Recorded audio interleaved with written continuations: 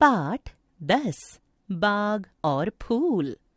चारों ओर मशीन की घरघराहट, आकाश को ढकता हुआ ईंट के भट्टों से फूटता गंधीले धुएं का विस्तार, घरों की मासूम खिलखिलाहट को पीती हुई पक्के मकानों की कसी हुई मुस्कान, लोगों के चेहरों पर पसरी हुई बाजार की सपाट संपन्नता। मैं अजनबी सा इधर उधर भटक रहा हूँ। किससे पूछूं? यहीं कहीं आमों का बड़ा सा बाग था, वह कहाँ गया?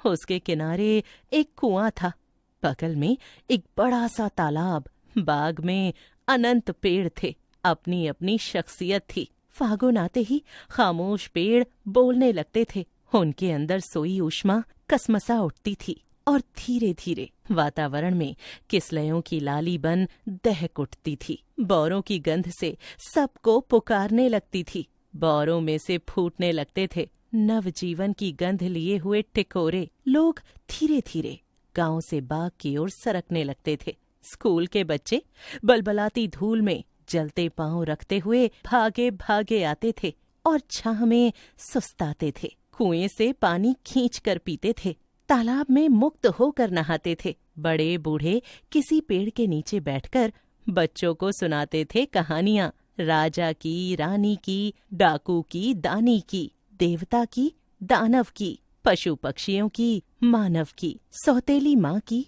अनाथ बच्चे की, झूठे की, सच्चे की। और बच्चे एक साथ रोते थे, एक साथ हंसते थे, भाव की एक दुनिया में साथ साथ बसते थे। तरह तरह के पंछियों से सुबहें और शामें झुनझुने की तरह बजने लगती थीं। सारे आकाश में उड़ते हुए छोटे बड़े पंखों की लय बन जाती थी। बच्चे कोयलों को चिढ़ाते थे, पपीहों की पुकार दोहराते थे। कहाँ गए वे पेड़ जिन पर सावन के काले काले बादल झुक आते थे? हवा पत्तों में थरथराहट भरती, कजली के गीतों में समा जाती थी।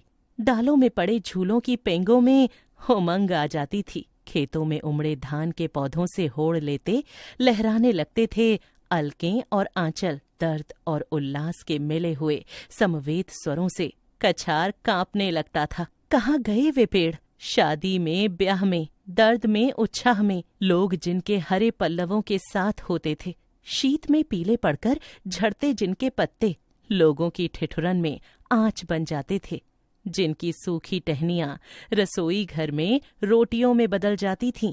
इसी बाग में साप्ताहिक बाजार लगता था, जहां लोगों की जरूरतों से खिंचकर ज्वार की सारी दुकानें सिमट आती थीं, जहां लोगों के सुख दुख का विनिमय होता था और जिंदगी अपने अभावों में भी संवाद करती थी। यहीं कहीं वह बाग था, किंतु अब यहाँ या तो खेत दिखाई दे रहे हैं या तरह तरह की दुकानों का स्थायी बाजार। यह क्या किया लोगों ने कि पेड़ों की सामूहिक छाया काटकर नंगे आसमान के नीचे अपने अपने बाजार बना लिए हैं। वे नहीं जानते कि बाजार के लिए भी पेड़ जरूरी होते हैं।